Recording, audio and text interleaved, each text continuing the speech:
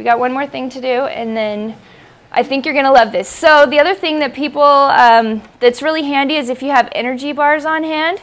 Now most of the energy bars at the health food store, they claim to be healthy, but they've still got, they call it, you know, organic cane sugar, but it's just sugar. Or they call it corn sugar, but it's high fructose corn syrup. Or they've got chocolate in there. So there's a lot of energy bars out there, and health food bars or meal replacement bars that are supposed to be really good for you, but they're actually one of the worst things you can put into your body. So I'm going to show you how to make a really quick and easy energy bar that you can make a whole bunch ahead of time and store it in your refrigerator or your freezer, and then you have something to grab when you're hungry. This is something you can take in the car with you, for kids at school, in the office. Keep it in your drawer so that every time you get hungry, you've got something that you can just grab right away, and that fills you up with all your essential nutrients.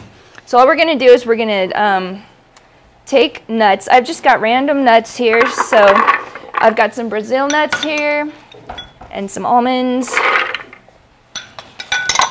pecans, pumpkin seeds, and hemp seeds, and sesame seeds. Now, with the nuts, you need to always soak your nuts. Nuts are covered with an enzyme inhibitors and phytic acid, and a lot of times that'll cause it so that you can't digest the nuts, but it also blocks digestion of other foods as well. So to prepare your nuts properly for these, soak them for between 4 to 8 hours, and you just soak them in a solution of water with a little bit of salt in them, and what that does is it dissolves the enzyme inhibitors, dissolves the phytic acid off, and then you just rinse and drain your nuts afterwards. And then it initiates the germination process, which it means it starts to sprout the nuts, and that increases the nutrition value of the nuts, but it also increases your ability to digest and break down the nutrition and to absorb it.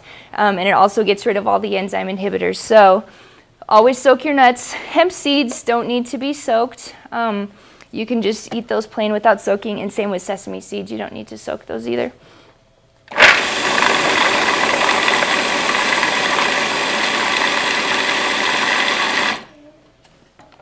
What was the one besides hemp that you don't soak? Sesame seeds. What about pumpkin? You should soak pumpkin seeds, yeah.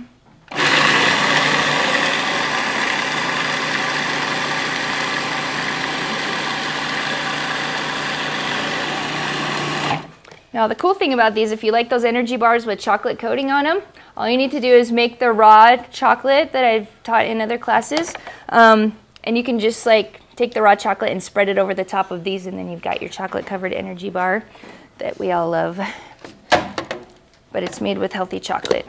Okay, so you just blend those up until it's just kind of roughly, you don't want them to turn into a paste or a butter, they're just kind of roughly chopped.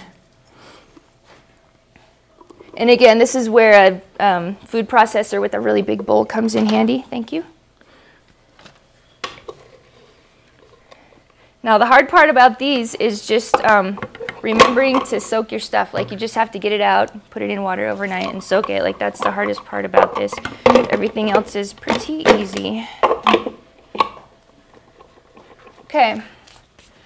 So we're gonna do that. This is the base, and hemp seeds. Hemp seeds are really amazing. Hemp seeds have a full spectrum essential fatty acids in them. So with only a few tablespoons of hemp seed a day, you've got your omega-3s, your omega-6s, omega-9s, full spectrum of all your essential fatty acids that you need just with raw hemp seeds. And also they have a really high protein content, almost a full spectrum protein content to them. So hemp seeds are like one of the closest things to a complete protein that you can get in vegetables or a plant-based food. And it's actually way more accessible than meat or dairy or any other form of protein. It's very accessible, and like I said, it's almost a complete protein. So you're getting tons of great nutrition with raw hemp seeds. I always put them in my granolas and my energy bars. The other thing I just found out about hemp seeds is like there's no known allergy to hemp seeds. So a lot of other nuts and seeds, a lot of people have allergies to. So if you have allergies to nuts or seeds and you're looking for something that you can replace it with, hemp seeds are very hypoallergenic. All right, so for the sauce, so we've got the nuts here. For the sauce, we're just gonna make, we're gonna throw in some apples. Just got one chopped apple, a half a cup of maple syrup. Now this is grade B, 100% maple syrup, which has a very high mineral content in it, and it's got a lot of nutrition in there. We've got some vanilla, 3 tablespoons of vanilla. Now you can make this whatever flavor you want. I've made orange cranberry nut bars. I've made the chocolate covered ones. These ones are kind of a spiced energy bar. You can make ginger, like a lemon ginger energy bar. So there's lots of options. You can make it whatever flavor you want. And that way, I think variety is really important when you're trying to eat healthy. If you're always eating the same thing, I think that's what kind of makes people have, you know, go for a little while on these healthy diets and then stop because they're just eating the same thing over and over and over again. So this is something that you're kind of making the same thing, but you're giving yourself a lot of variety at the same time. So just some lemons and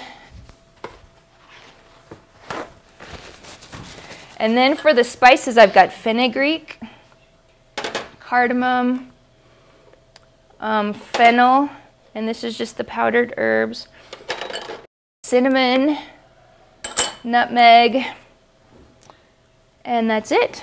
And then to help sweeten it up, it's always best to use food instead of sugars when you're sweetening. So your raw maple syrup or your whole maple syrup and your raw local honey, those are your best sweetener choices if you want a sweetener, but it's always best to use a food if you can. Excuse me. So dates are a really, really great food to help sweeten up your foods with. And so what I've done with these dates is I've soaked them. The recipe actually calls for date paste, but if you just soak dates, it turns them into a date paste. And then you can use the date water. Like, don't throw the date water away. Make sure you save it, and you can throw that in your smoothies, and it makes a really great way to sweeten things. If you take this, the soak water and the dates, and if you just throw that in your Vitamix and blend it up until it's smooth, it makes a really good substitute for honey. So you can just put that in a jar and use that instead of honey, or use that instead of maple syrup, and it just makes like kind of a thicker than syrup, thinner than jam, but you can use that as your sweetener. And if you're trying to like go with less sugars, so you don't want to use so much honey or maple syrup, you can use that in your baking and in like lots of your recipes instead of sugar. And it'll be a more whole food option for you. See, make sure I got everything. Oh, salt, natural salt, with the minerals still intact. Okay, and we're just gonna blend this until it's nice and smooth.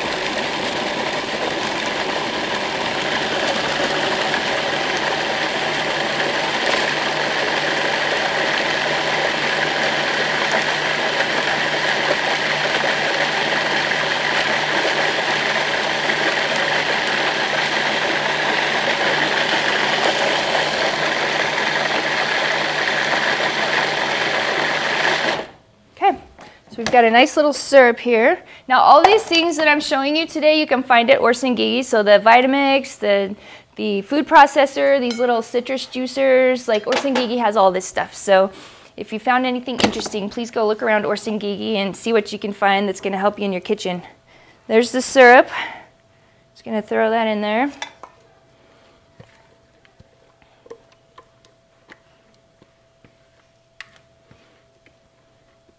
Now, as you can see, like this is all whole foods, using as little sweetener as possible. We're using raw nuts, raw seeds, and we've also got some buckwheat here. So this is raw buckwheat that I've sprouted. So again, I soaked this overnight, and then you rinse it and drain it.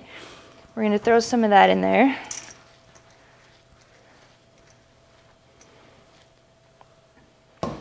Now, if you have a dehydrator, because the nuts, there's lots of oils in your nuts and seeds, anytime you cook or heat up oils, it starts to oxidize them.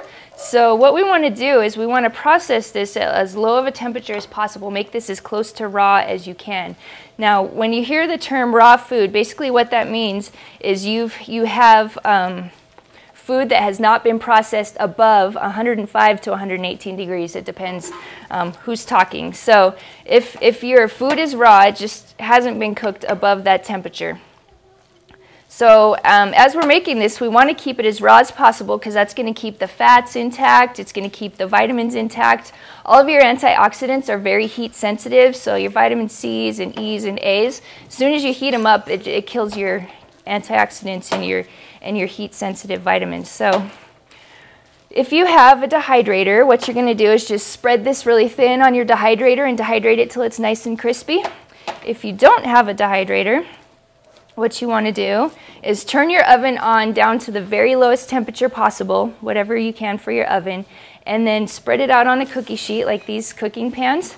Spread it out really thin and then put it in your oven on the lowest temperature possible and just crack the door just a little bit, like throw a towel in there so the door's cracked a little bit. If you have one of those thermometers, you can stick that in there to see what the temperature is. And then just and that'll dehydrate it. It's going to be a higher temperature than if you had a dehydrator. So it's not going to be completely raw, but you're still cooking or processing your food at a lower temperature than if you threw it in the oven on like 350 or something like that. So I think most ovens go down to like 175 or maybe 150. So the lower temperature you can do it at, the better. So all you do is put it on a pan, spread it out really thin, let it dry out, and then you can flip it over later and dry out the other side and just leave it in the oven till it's dry or stick it in your dehydrator till it's dry. And then you've got a great snack that's ready for your car or your office. And again, you can put chocolate on top of it. You can put in dried fruit, like you can chop up dried papaya or apricots or apples. You can put whatever you want in there to make it a little bit different, and you can use whatever kinds of nuts and seeds you want. So I'm not going to do the rest just because we're running behind time, so just put that in your oven and you're ready to go. And oh, the other thing you can use this for is break it up and use it as breakfast cereal. So you can use it as granola. We have a big bucket. I'll show you. This is what we have at our house. Here's our big bucket of granola bars. And if we want cereal, we just take them and crush them into a bowl and pour hemp milk over the top or almond milk or something. And then we have with some fruit, and then you've got an instant breakfast. So thank you for being patient with me. I went over time today. Is there any questions before we wrap this up? So a bowl that size with that recipe, will that just do 1 can's worth?